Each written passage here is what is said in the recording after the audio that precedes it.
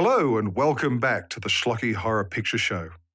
I could complain about the bad dubbing, the threadbare settings, or the tacky sound effects in Werewolf versus the Vampire Woman, but what makes this a very bad movie is how the characters behave, compared to the way that real people would act in the same situation. Many jokes have been made over the years about how stupid the characters in horror movies are, but Werewolf versus the Vampire Woman needs a better word than stupid. Take that opening scene, for instance, with two men in a morgue. Sounds like a new hit sitcom.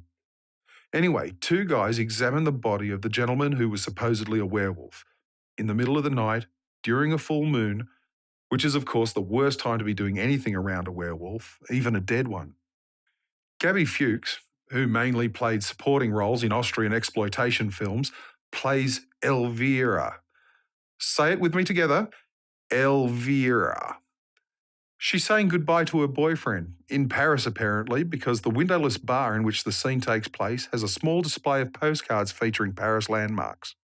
No tacky stock footage of the Seine or Eiffel Tower for us.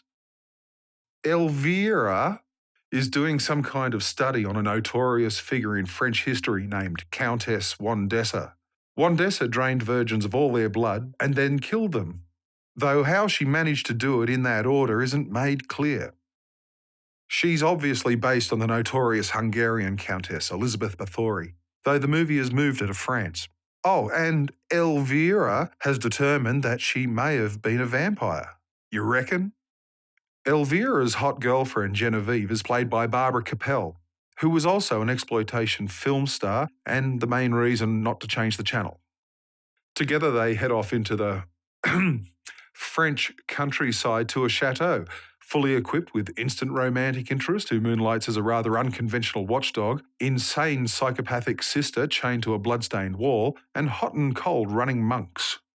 Despite a local legend saying that a vampire will come back if the cross is removed and the red breath falls into the corpse's mouth, they disturb Countess Wandessa's grave, remove the silver cross and let blood drip into the corpse's mouth. Worried yet? Not in the slightest. Even the werewolf is skeptical of supernatural nonsense. The director, Leon Klimovsky, was responsible for a wide range of horror, spaghetti westerns and war films.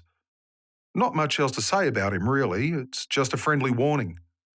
Compared to everything else, it's interesting that the English dub was edited by Gene Corso, who also worked on Star Wars, The China Syndrome, and Predator. Jacinta Molina, aka Paul Nashi, aka James Molan, wanted for crimes against screenwriting, has squeezed out dozens of mediocre horror flicks, 12 of which feature himself as the Waldemar Daninsky character. Through the application of tenacity and fake fur, the multi-monikered man has made himself a screen legend. That doesn't necessarily mean the films are any good, and really this one is probably the least bad. You've come this far, you may as well keep watching. So here comes the rest of the Werewolf versus the Vampire Woman on the Schlocky Horror Picture Show.